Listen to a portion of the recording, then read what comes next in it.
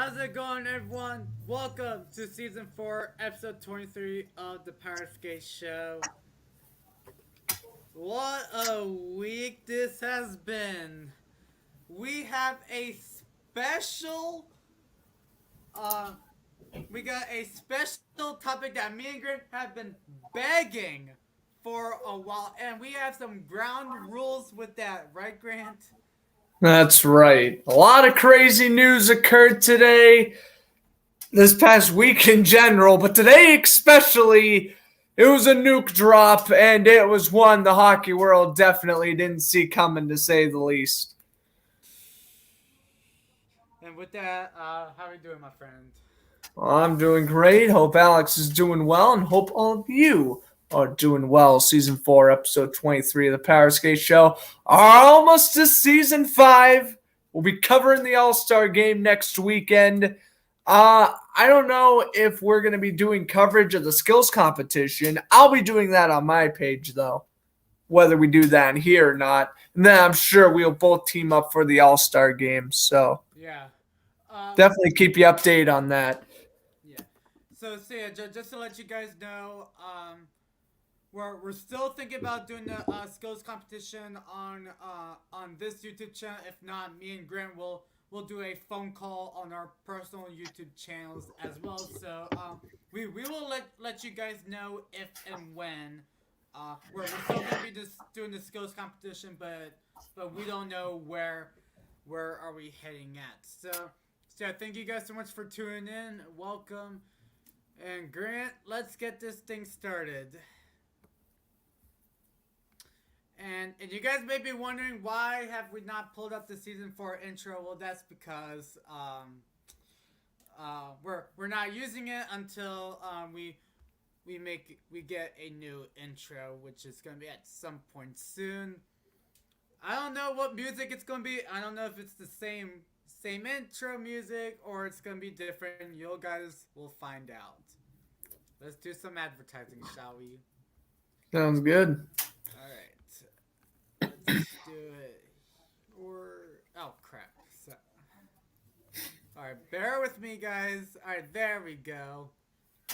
You know the drill. You gotta follow the Powerskate Show, best hockey um, news page in the game, like I said. And speaking of best sports news in the game, you guys have to follow Franchise Sports News as well. He does coverage on NFL, NHL, NBA, and MLB. And yeah, lots of good news to talk about.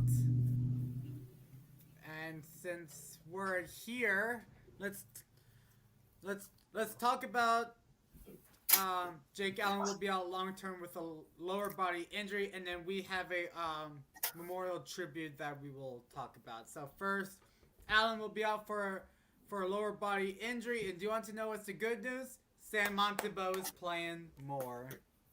Yeah, that's what I was saying, and that's really the only positive thing that comes out of this is that Sam Montembeau is finally getting a real shot in the NHL, in my opinion. Unfortunately, he's with one of the worst defensive cores in the league right now. Maybe this season will be an outlier. We'll see. Montembeau's played all right based off of what I've seen. Jake Allen wasn't having a phenomenal year, not necessarily an awful year. I mean, Montreal in general is having an awful year, so you can't really fault the goalie when your entire defense and bottom three lines just don't even show up on a nightly basis. Allen's all right. Hopefully he comes back better next year. I truly believe by the time, obviously, Allen comes back, Montreal's going to be out of the playoffs. I do not see Allen playing another game this season. Get him ready for next year. I guess that's the forward progress you got to do right now if you're Montreal. Continue to play Montembeau and try to further develop him. We don't even know what's going on with Carey Price, so maybe you won't bring back Allen or Montembeau next year. But yeah, this is now the second Canadiens goalie to go down long term, and definitely a string of reasons as to why they're in the basement of the Eastern Conference right now. And we will get to the game alert about the Montreal Canadiens. And we're gonna say the one important word that we call the Montreal Canadiens, and we're not gonna tell you now. We're gonna get to it later. You guys know what we're talking about. You know, for our past episodes when Kakanyami scored the first goal. You know what we're talking about? Yeah, cool. I do. All right, yes. Now let's get to the Powerskateshow. Unfortunate news to start off, and do not look on the top right. Do not look at that. Unfortunate news for the Islanders. Islanders Hall of Famer and legend Clark Gillies passed away at the age of 67, and he was a part of the Islanders dynasty and the four Stanley Cup championship teams in the early to mid 80s. Grant, do you know what we always do when someone passes away and who's a Hockey Hall of Famer? We show a tribute video. We have to give a round of applause for Clark Gillies. Absolutely. Islanders Hall of Famer, Hockey Hall of Famer.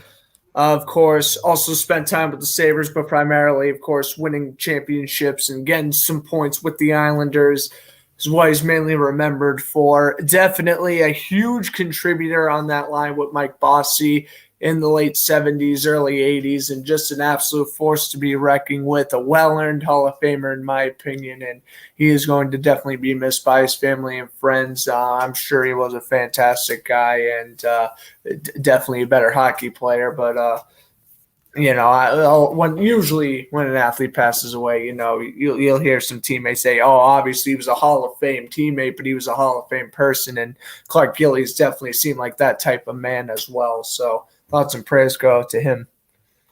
Yeah, for Clark Gillies, I've seen a ton of press conferences, most importantly by the Islanders guys like who's been with the Islanders for like a long time, guys like Matt Barzell, Brock Nelson, Casey Cizikas, Cal Clutterbuck, Anders Lee, Adam Pellick, or Andy Green, or like guys who have played for a long time, and they said that Clark Gillies is an amazing person to meet every once in a while. So yeah, again, like we said, thoughts and prayers go out to Clark Gillies' family every single day. We've got our our nostalgia of the week, which we thought that he's not gonna play a single game. Do you know who we're talking about, Grant? I know. Justin Abdelkader. And I'll say this. I was surprised that Abdelkader will be back in North America. I thought that he's going to finish out his career in Europe because we all know the past couple of years of Justin Abdelkader. From that long-term contract that he has not even dealt a thing, I think taking a second chance of him playing in the AHL like he should be right now. Sorry, Red Wings fans, but it's a great comeback for Abdelkader for sure. I mean, yeah, it's definitely nice to bring back a veteran like Applicator who knows the system, and you can basically plot him in the AHL, you can plot him in the NHL. He's gonna either get fourth line minutes or get first line minutes with Grand Rapids, so it's really a win-win. You bring him back for a significantly cheaper value. Really, I'm kind of surprised if Detroit knew they were going to bring Applicator back. I don't know why they didn't do it quicker, to be honest, but that's neither here nor there. Last season, 3 points in 49 games. Yeah, and all those were assists. Completely unacceptable for a guy who's primarily playing third line minutes. You got to get more points than that for sure. Even if you're playing on the fourth line, good Lord. Even Thomas Nosak's been getting points with the Bruins this year. You got to get more than 3 points in 49 games if you want to keep a job in the NHL. Again, I think Detroit may bring him up, but Detroit's also such a young team. They're probably going to want to bring up one of their better prospects from Grand Rapids up at the same time. So I think Applicator is just fine with filling in that leadership role down in the AHL, or again, just get fourth line minutes in the NHL and just, I don't know, try to pad his NHL statistics before he officially either retires or gets sent to Europe for the rest of eternity. But I mean, we'll see. We'll see what happens with Applicator. But yeah, nostalgia of the week. It's been about a season since the last time we even mentioned his name, so Mhm. I think that's worthy for nostalgia of the week. Yes. And we got a interesting topic to talk about. One of the AHL's teddy bear toss. Oh yeah, this was awesome. And we'll play the video when we come back. Right, Grant? I think we should. Yes. Alright, we'll be back. Yeah. Judges? Yeah. Alright, we'll be back in 30 seconds.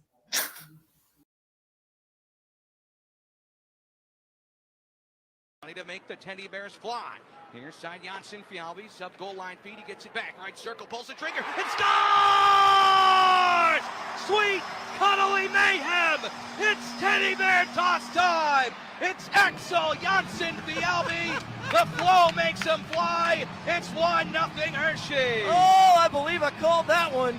Axel Janssen Fialbi reassigned from the Capitals. Thank you very much. Comes back to Chocolate Town and makes tens of thousands of teddy bears fly onto the ice. So yeah, also the total record from that teddy bear toss by Axel Janssen Fialbi, 57,321 teddy bears. And let me tell you, the Hershey Bears have been dominating every single teddy bear toss night, and they are the Calgary Hitmen 2.0.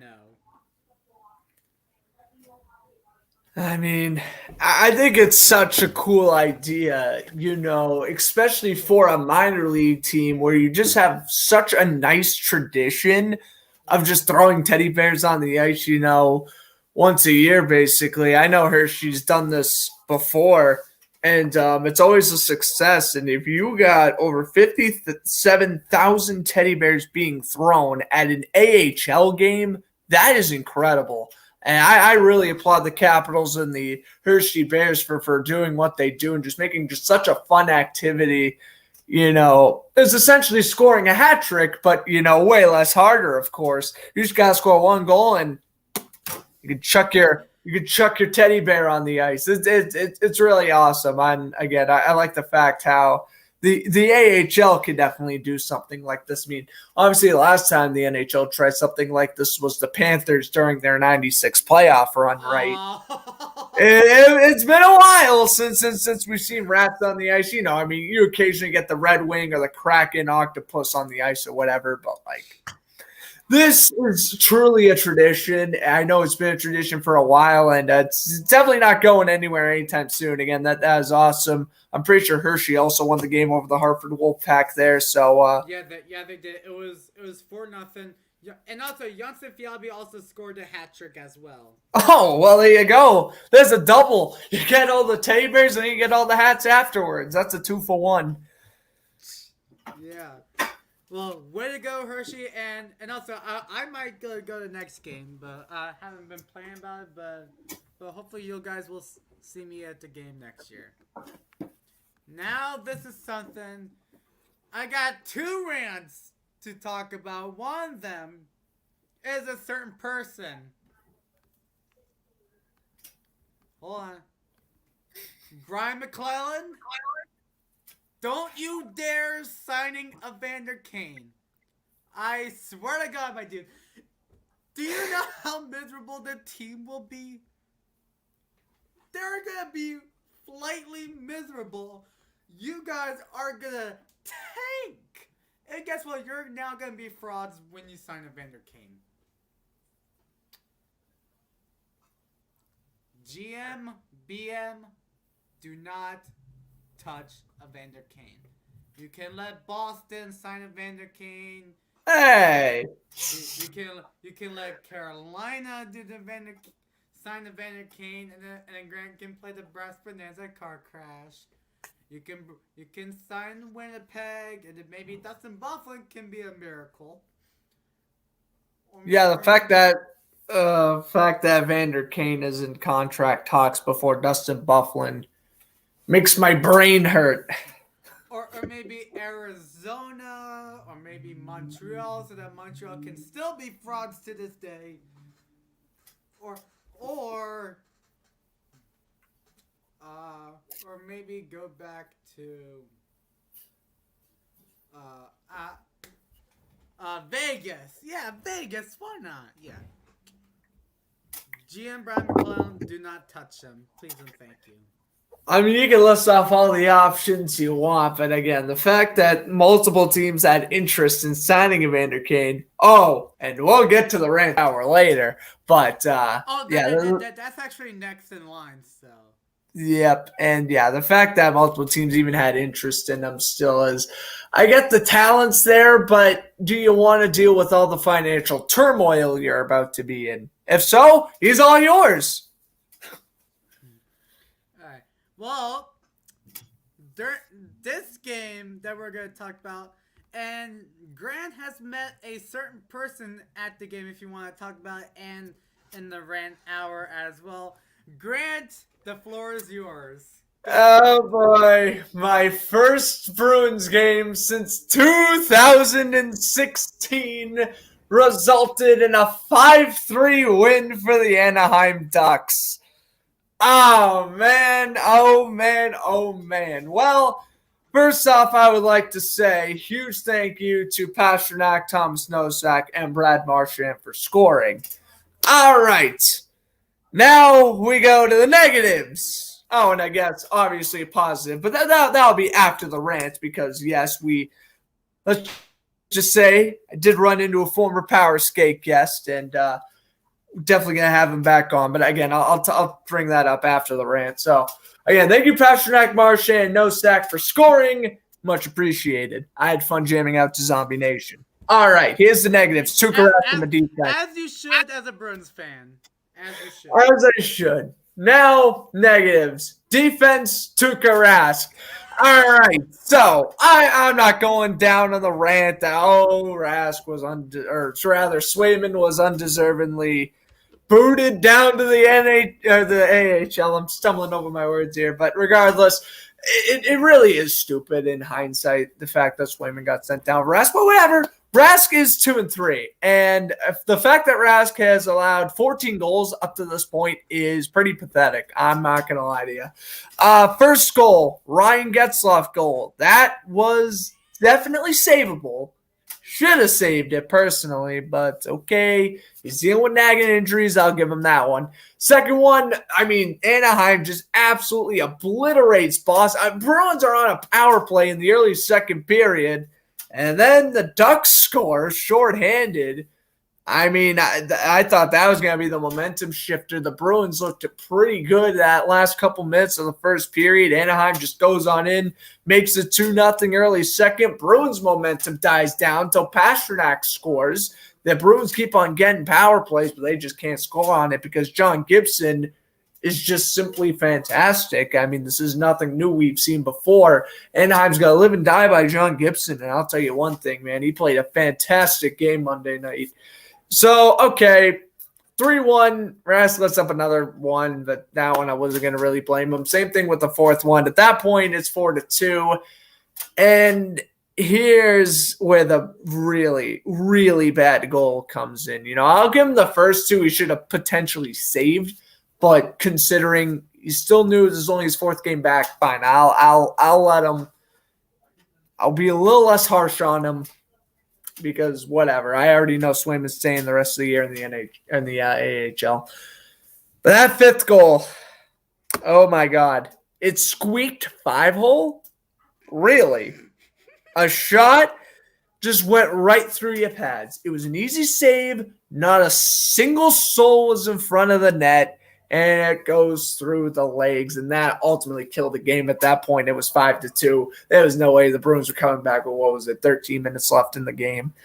There was just no way the Bruins were coming back at that point. Even when Nosek scored and made it 5-3, I've never been in an atmosphere when an exciting play happened and the crowd seemed so dead. I was seriously sitting there like, Nosek scored. One clap, and I was just sitting there oh God, I can't believe I went to this. Basically, I'm not going to blame Rask for this one because the defense also did not show up other than really McAvoy. And I guess Carlo had a solid couple of periods. Oh, and I just realized the second goal was by Taylor Hall, not Brad Marchand. Get my left wingers mixed up. But anyway, but regardless, the Bruins simply got outplayed. There's nothing much to talk about here. I would have liked a better performance out of Rask. You're not going to get that right now. At least it wasn't like last week where he allowed 5 goals in the first period against Carolina. So really, I can't complain. Rask is 2-3, and I don't know what to think. I don't know. He's been good against Philly and Winnipeg, but my God, the games he's looked bad in, he's looked absolutely atrocious. And you gotta get Swayman back up here because considering the fact that the Bruins lost in overtime to the Avalanche last night and they got a point, but they can't get a point against Anaheim, I think that shows you that, okay, fine, you can keep Rask here, but when the playoffs come around, start Allmark. I really don't think a lot of Bruins fans are going to hate me for that. In fact, I think tens of millions of Bruins fans would agree with me right now. You got to start Allmark when you're in the playoffs, and I think these past few games have just confirmed the team has much, much, much more energy when Allmark's in the net than Rask. They had even more energy when Swayman was in there. So, not saying Rask is calling the team back necessarily because, again, Monday night they did play pretty poorly altogether, but definitely Rask wasn't helping their cause. But good side of things is that I did meet a former Powerskateshow guest by the name of John Duncan from Off the Wall Hockey. That's right. One of our first ever guests on the show. No, fellow second, Bruins second fan. ever. Second ever guest on the program. And, of course, huge Bruins fan as am I. And we met up. We chatted during the second period.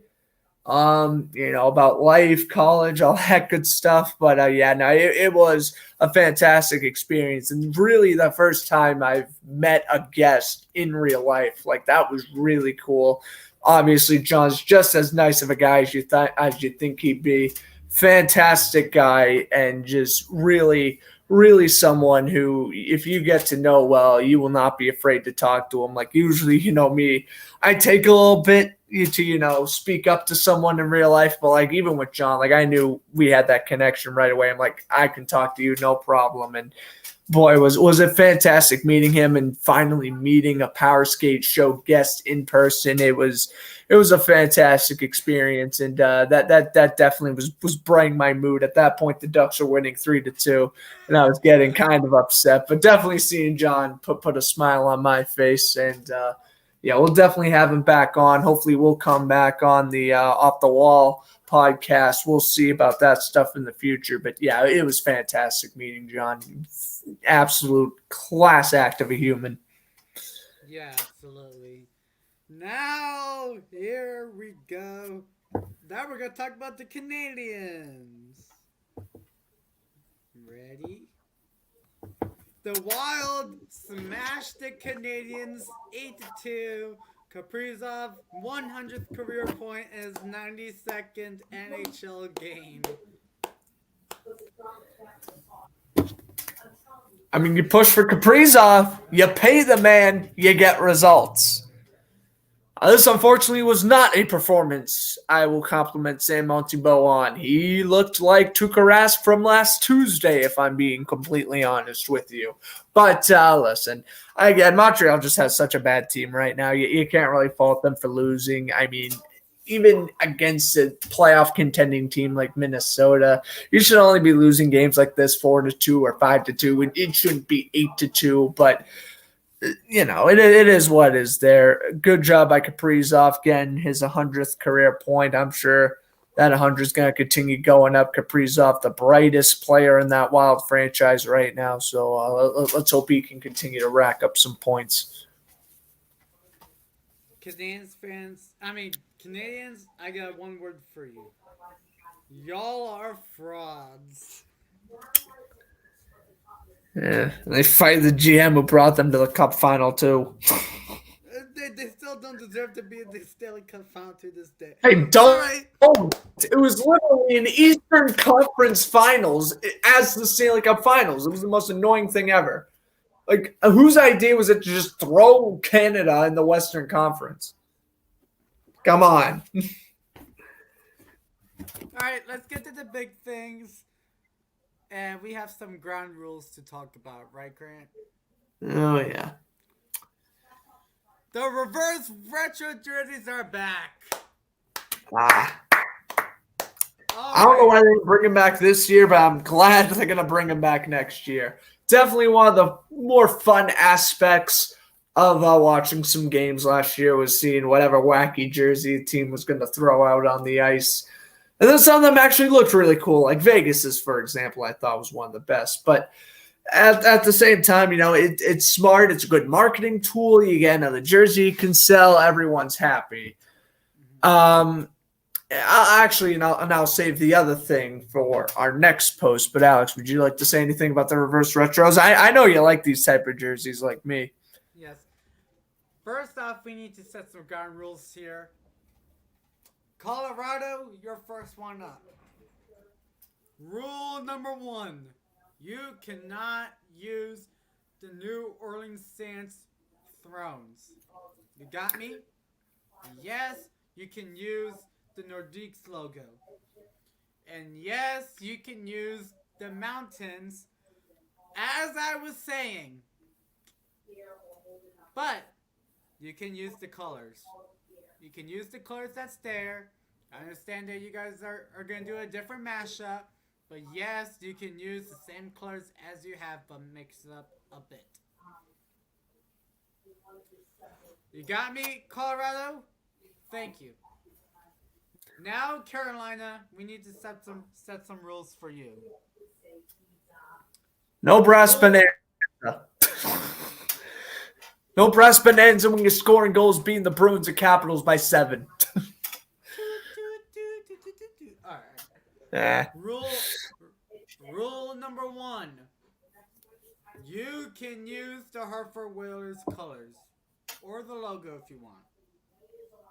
And yes, you can use the Hurricanes logo if you want, or the colors. It's up to you. And yes, you can play the Brass Bonanza as your goal song. And who do I think who should be next in line? Seattle. I know that you did not exist back then, but yes, I think we need to set another minor ground rules for you. No ripping off the Seattle Metropolitans. Yes, you should rep the Seattle Metropolitans as you should. Yep. All right. Anyone else that we should talk to? Oh, I got an idea. Detroit. Oh, yeah, Detroit. Don't make yours a practice jersey, please and thanks. Rule number 1.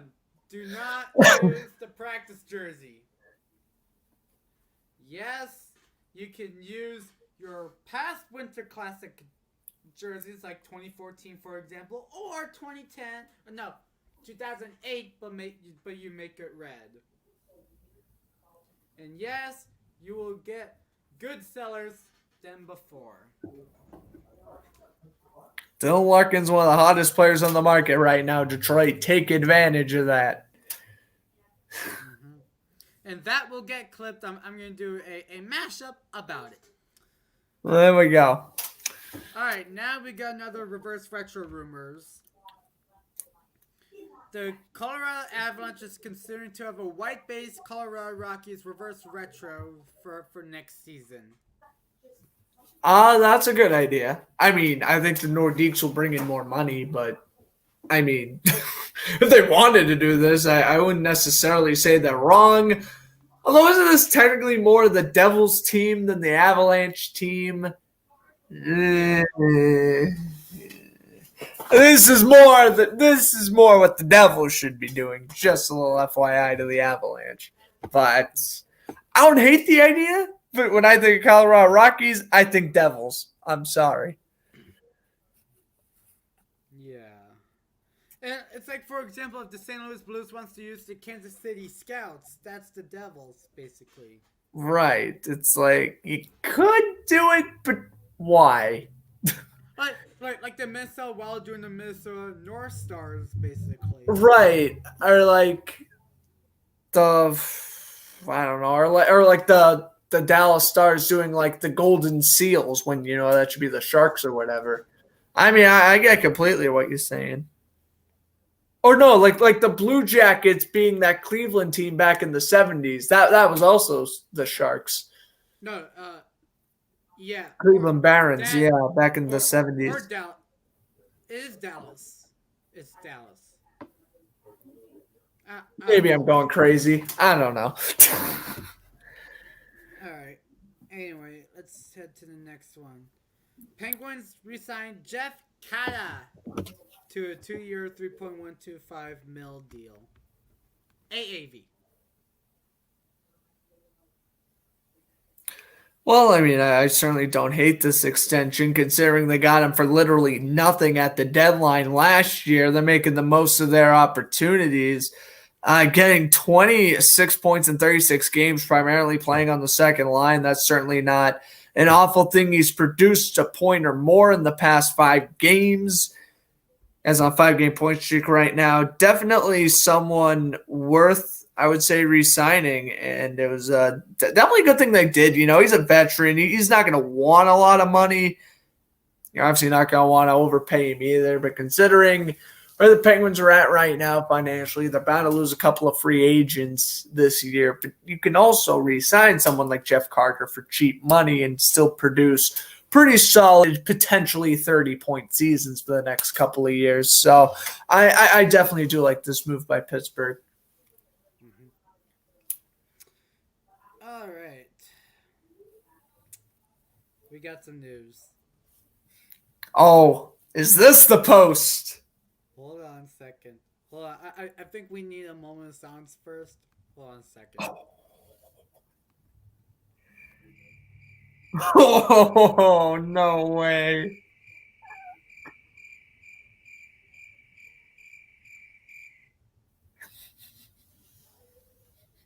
Is this gonna be the last time that he's gonna come over here? Ken Holland. Oh, Kenny.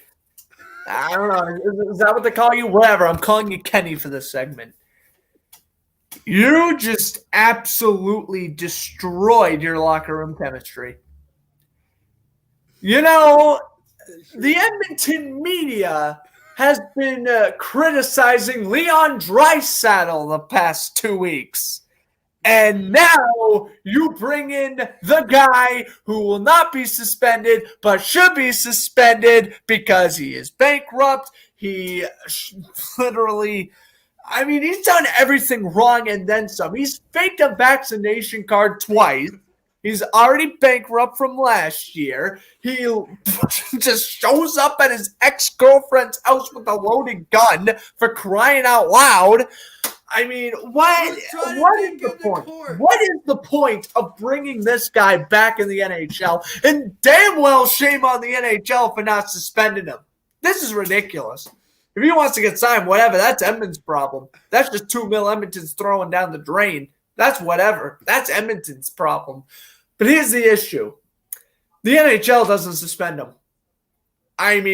That's awful. That is awful. You are going to suspend players for certain hits, potentially accidental hits, or, We will talk about that. We will talk about it after the news. We will talk about Well, yeah. Well, that's not the point, though. Well, basically, what I'm saying is that a player can get suspended like 3 games for delivering a hit that could potentially be unintentional.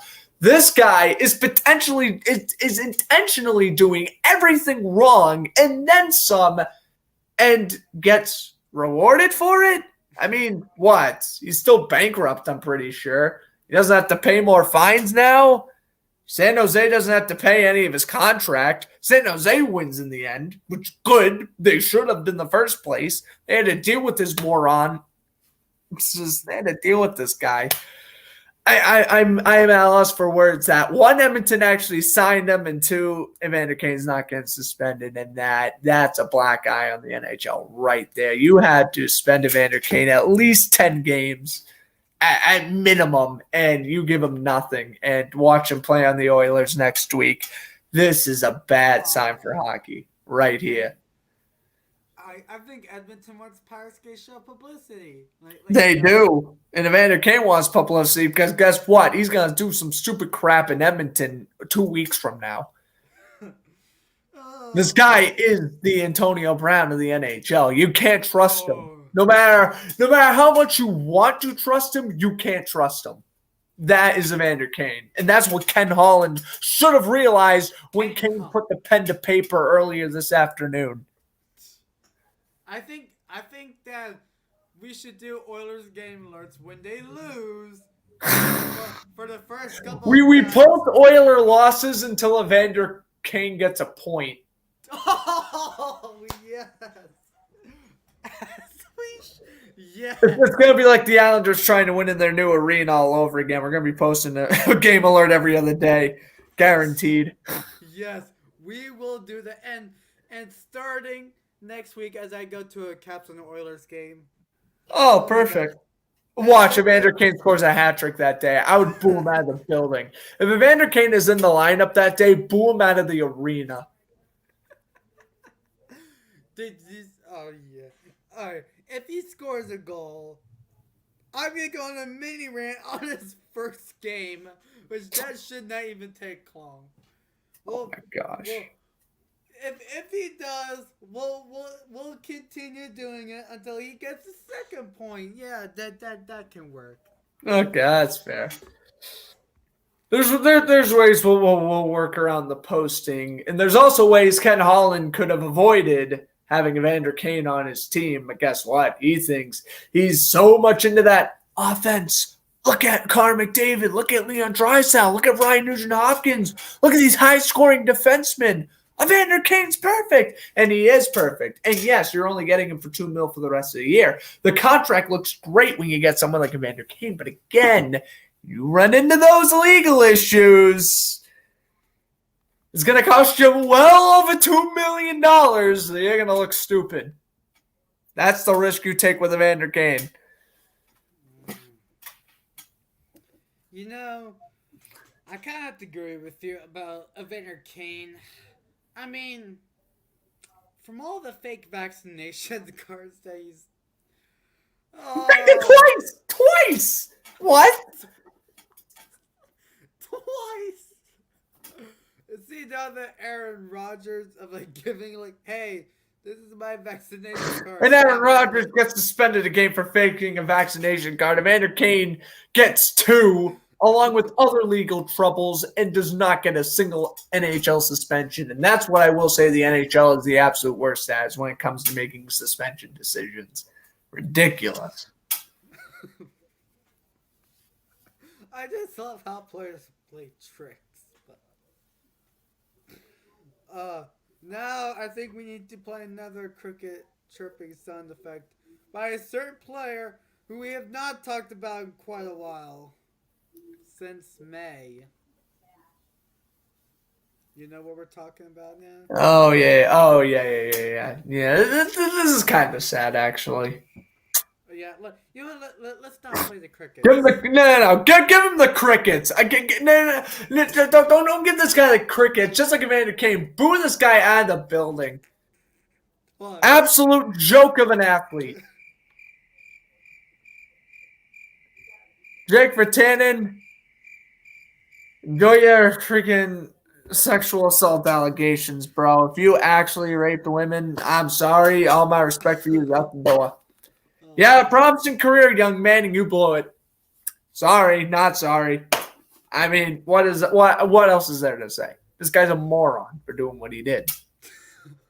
There's no way else to put it. Innocent until proven guilty, okay, but he seems pretty guilty based off the evidence.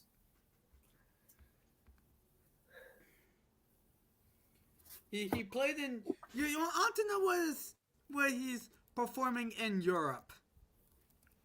Since since he is like been in the KHL like he should have been. Well, as he should. Let's see. Is my computer gonna work? Oh, you won't load. I'll do it on my phone. Oh, there. Oh, you want to pay attention to me? All right, cool. This dude, Jake Vertanin, he has played a whopping 36 games played. Hold on. With 9 goals and 16 points. I mean, that's not bad. Yeah. Point-wise, that's not bad, but considering he's playing with allegations, that's not good. Mm-hmm. Oh, do you want to know who's not the leading point scorer? The top two, who should be our nostalgia of the week, Vadim Shipashev with 67 points, and Corbin Knight. Oh my goodness, Corbin Knight. I remember him more than Timo Pulkkinen, but I don't know. I remember them both. Yeah, Corbin Knight has 48 points. No, hold on. 48 points in 47 games. Corbin Knight played on the Panthers and Flames, if I'm not mistaken. Yeah, he has. Yep. And then Timo Pulkkinen, wasn't he a Red Wing guy? He was in Arizona and played like two milliseconds with Vegas. And apparently 2 milliseconds with the Wild. Oh, wow. Trash. But future nostalgia of the week, but he's trash. Yeah. All right, now we're going to be doing a little breakdown of a certain play that pretty much did not want, but we have got to talk about it, right, Grant? Yep. Okay, here is the good old story. Last game, I received a roughing penalty. And you might say, Alex, what did you do this time? We're gonna break it down. Alrighty. And yeah, shout out to Harco Hockey for letting me do the breakdown video on my own YouTube. And you know what? Since we're here, we gotta watch the breakdown. Alright. I'll show you where am I. Alright, so I'm number 21, just getting ready for a play. And hold on a second. Oh, look at me. Oh. Alright, is this really a roughing penalty? No? I don't know. It seemed like the guy kind of sold. I'm not going to lie. He definitely sold it a little bit. Yeah. And I mean, you're just trying to make a clean hit on the boards.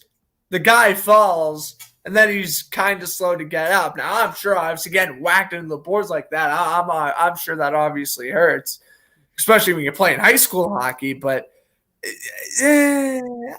I don't personally think that should have been a penalty.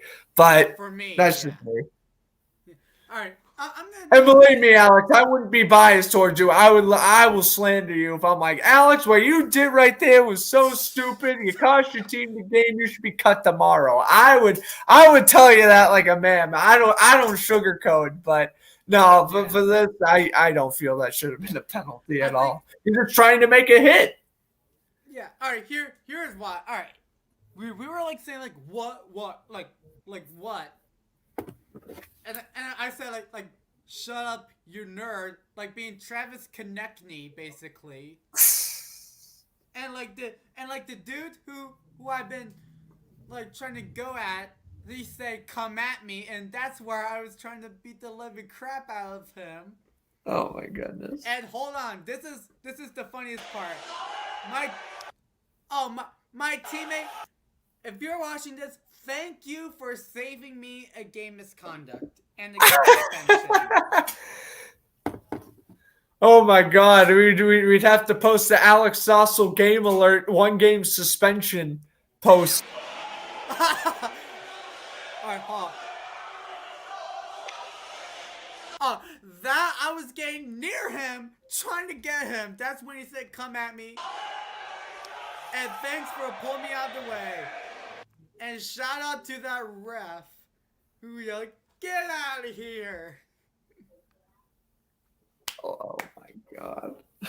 And don't worry, there's gonna be a YouTube video coming out this Saturday. So Dude, we're gonna be getting Alex in-season highlights and recaps every week now. as we probably should. You actually should. I mean, I think the audience would be interesting in your hockey games. All right, now I'm gonna do a mini rant, a long rant by a certain team who has been blowing my mind for the past 4 games.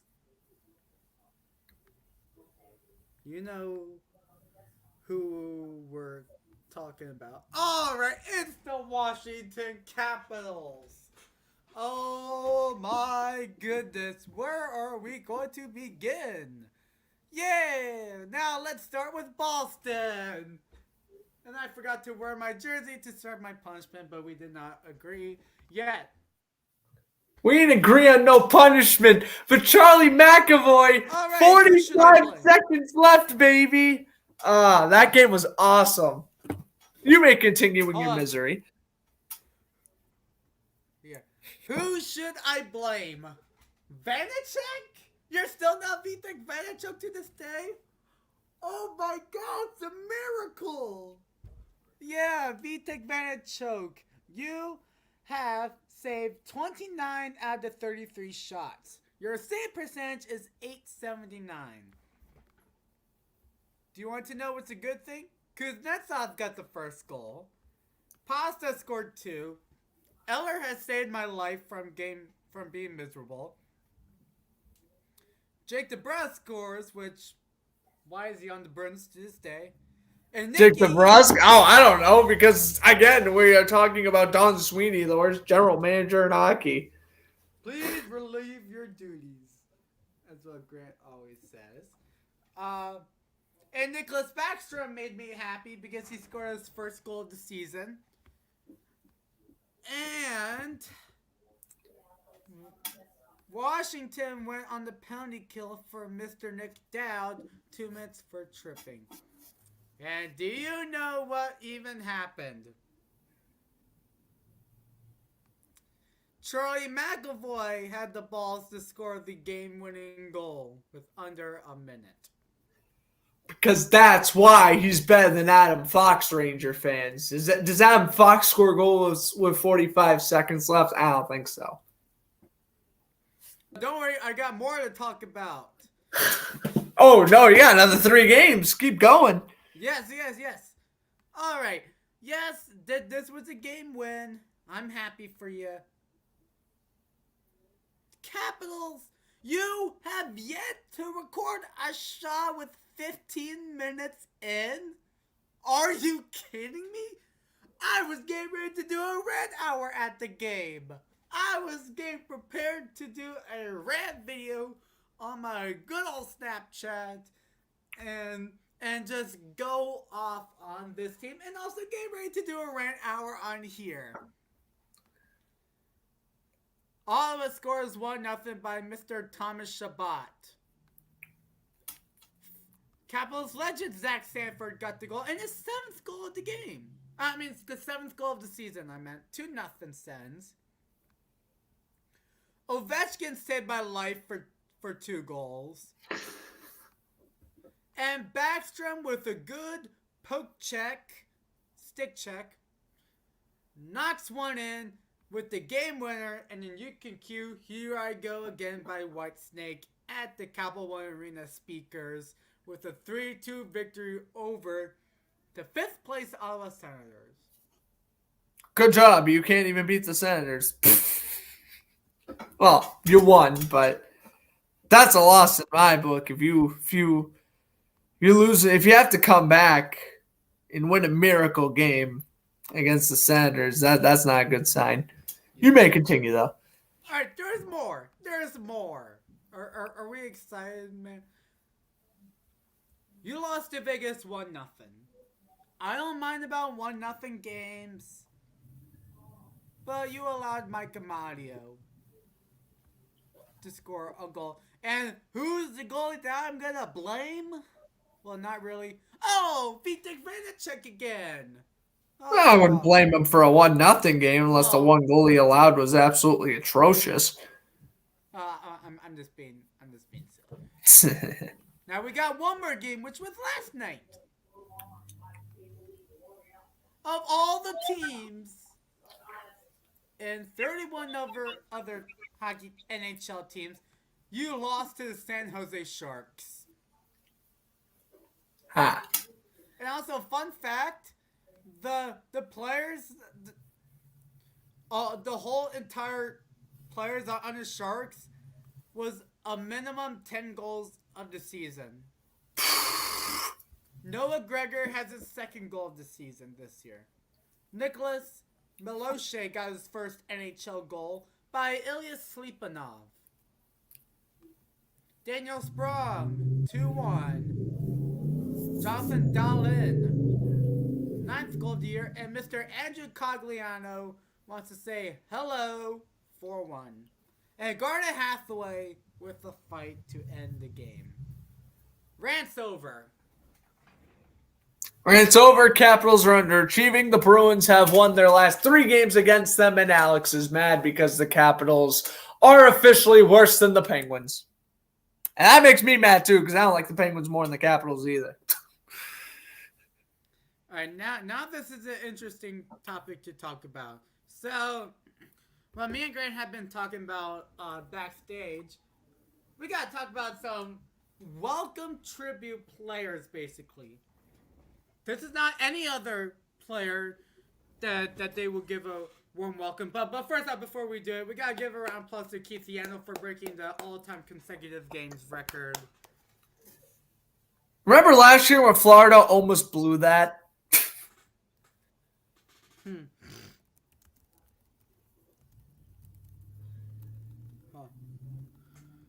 Alright, so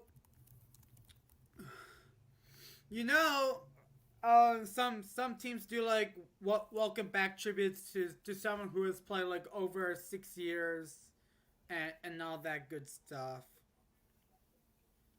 But there's talks about why the Lightning should not do a thank you tribute to Barclay Goodrow and Blake Coleman. Here's the thing. I feel personally, you can give one to Coleman, but you don't give one to Goodrow, but then it looks so bad doing one and not the other.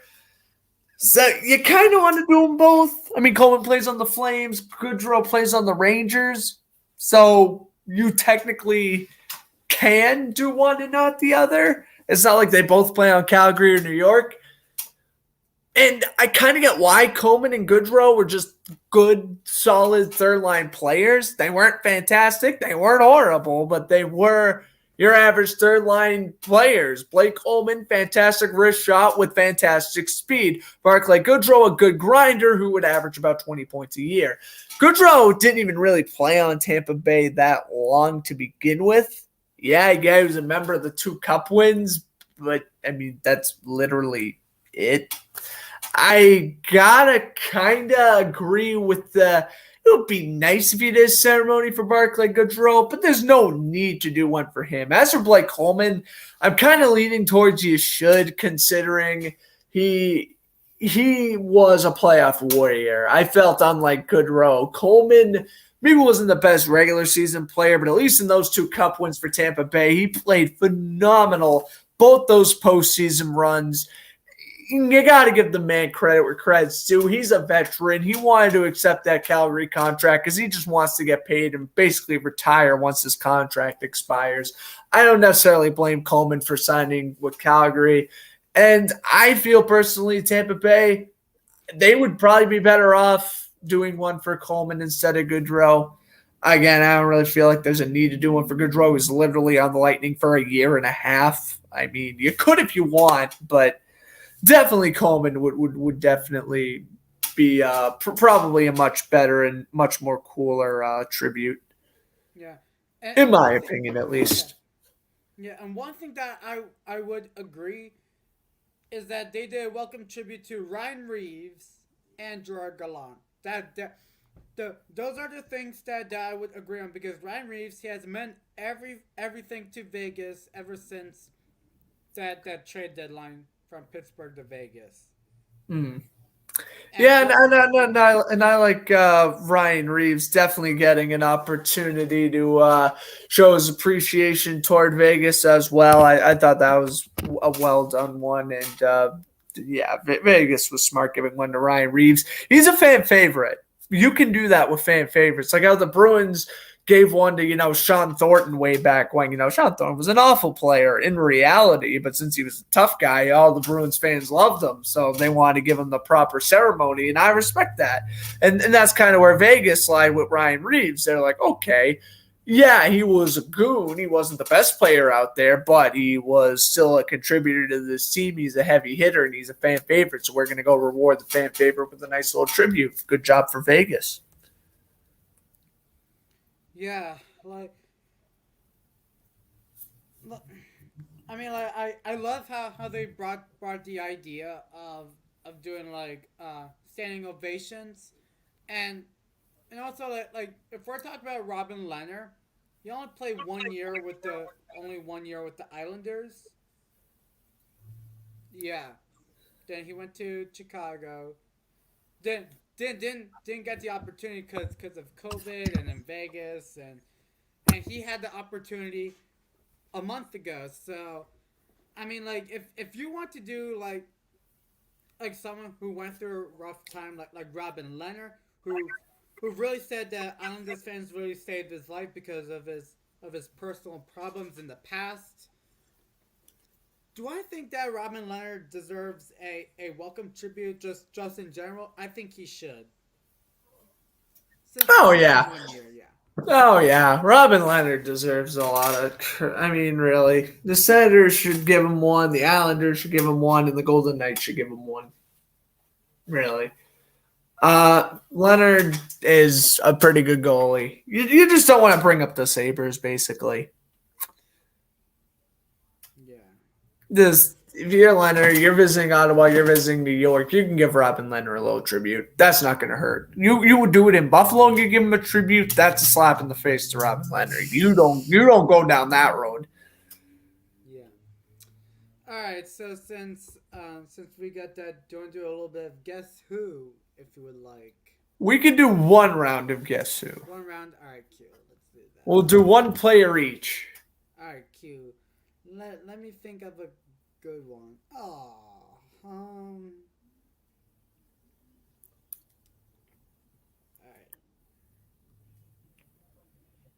Alrighty. Here's a good one. I'll give you one hint. He's won the 2012 NHL All-Star. Okay.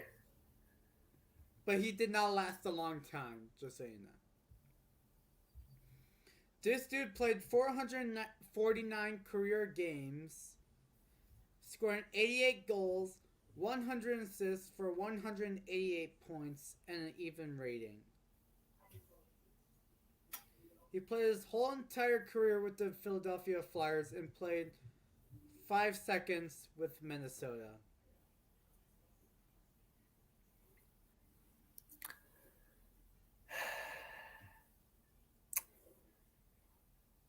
Let me think.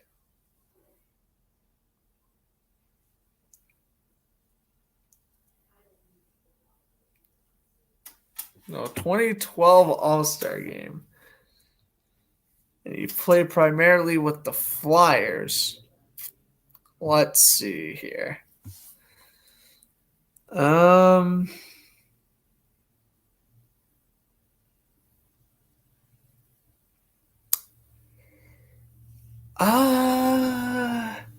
Wait a minute. Wait, hold up. Why do I feel like I know who this is? And this is a good one if I'm thinking of, but was he a right winger?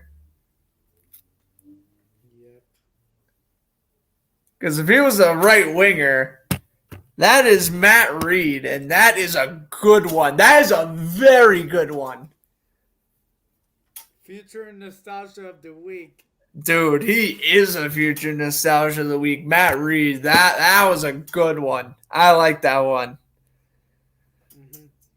Yeah, All right, and also, he has not played pro since 2019-2020. Yeah, I was about to say he's definitely been out of the NHL for a couple of years now.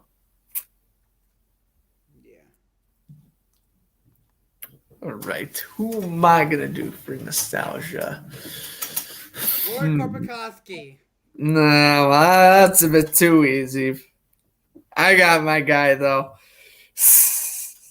This guy, oh my goodness, I don't even know why I remember half the players I do. This guy was drafted by the Lightning in the 4th round of the 2008 draft. He was a center, and he played on the Lightning and Jets before not returning to the NHL after 2014. I was about to say, what team did he play for? He played for the Lightning and the Jets. And his playing days were from 2009 to 2014. I was about to say Matthias Oland. No, defenseman. No. And he played in the NHL for like 20 years, Matthias Oland. Wow. He was on the Canucks back in the late 90s. Oh, yeah, Random information about him. I think he played in the Senators too. Right, Lightning and Jets. Did he play in the Jets in 2014? He did play on the Jets in 2014.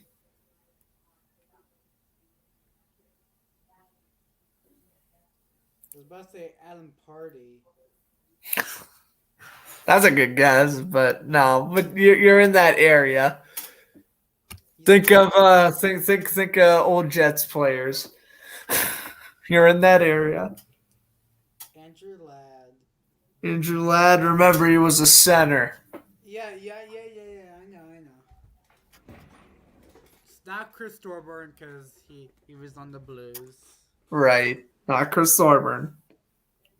He was Chris Thorburn's line mate though in 2013. Maybe that'll actually spark up one. They're both on like the Jets' 3rd line or something. Oh wow. Oh my god. This is interesting. Are you saying like 2013 and 14? Yeah.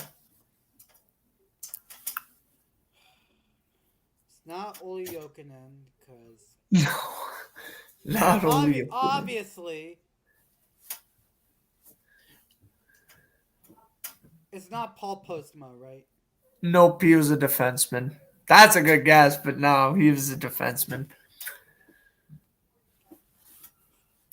So he's a forward, like you said. Mm-hmm. You know what? I know. Is it?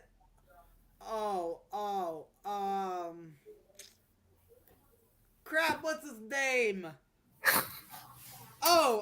Tobias Enstrom. He's another defenseman.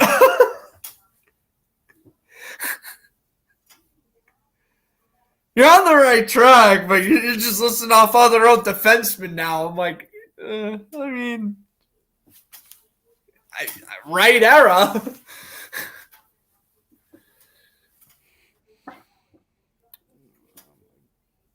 All right. Let me see if I can give you any other information. Is he Canadian? He is Canadian. He was born in Saskatoon. Oh wow. Damn. And he's currently 31 years old. Oh wow. But he's playing in some European league, so yeah. Playing European League says he is. Oh, cool. Oh.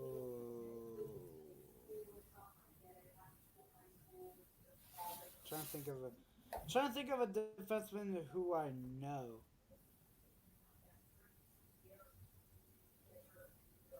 Is it?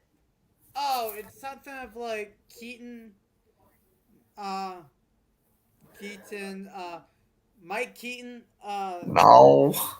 no, oh, no, oh, am I thinking that, oh, shoot, You're thinking of Mike Keenan? He was a head coach, bro. oh, duh, no, Oh I'm my trying to think of goodness. that, You went from thinking defenseman to thinking head coaches from the 90s. Oh my word. no, oh, it's, Keaton,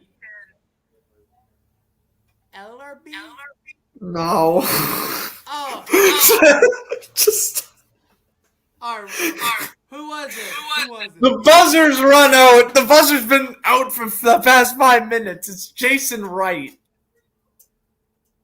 Who's that? You don't even know who he is. Is he like Shane Wright's son or something? Shay Wright's son. Hold on a second there, buddy. I think it'd be the other way around. Or brothers or siblings. I don't know. This guy played the Vancouver Giants in the WHL. He had 12 career points in 146 games with a minus 19. Nice. Oh my god. And he has a Twitter. We could probably reach out to this guy and he'd come on the show. So Yeah, just we fake should. pretend you know who he is if we ever have him on. Alright, cool. Alright, I hear the who's that? And I'm like, oh God. Now I feel bad. That's alright. Alright, guys, that's gonna wrap up for season 4, episode 23 of the Powerskateshow. Thank you guys so much for tuning in. I hope you guys really do appreciate it. If you do, please hit the like button. That make really appreciates a lot to me. That's gonna make us do more podcast videos in the near future. I feel like I'm in my YouTube channel right now. With that, do you guys want to follow our personal social media accounts? Links will be in the description below. Do you guys want to follow the Powerskateshow for news, updates, and where we will go live and all that good stuff? Links will be in the description below. Follow Franchise Sports News for daily sports news. And also, next episode will be the All-Star festivities. And then we will go on from season 5. So yeah, we got 2 more or 1 or 2 more season 4 episodes of this, and then we're off to season 5. Probably the longest season episodes that we've made. Pretty much. And Grant, would you like to add anything before we head off? Well, I'd like to thank everyone again for tuning in. Season 5 right around the corner, man. It's going to be fun covering the All-Star game next weekend. But, for now, we'll just continue to, post on the social medias, and we'll get you guys your hockey news, and I'll just keep on trucking along as per usual. All right, guys, we're going to head out. Thank you guys so much for tuning in. Really do appreciate it. And we'll see you guys on season 4. Episode 24, which is the All-Star Game or the All-Star Skills Competition. We will guys let you know. Have a good night, everybody, and we will see you guys soon.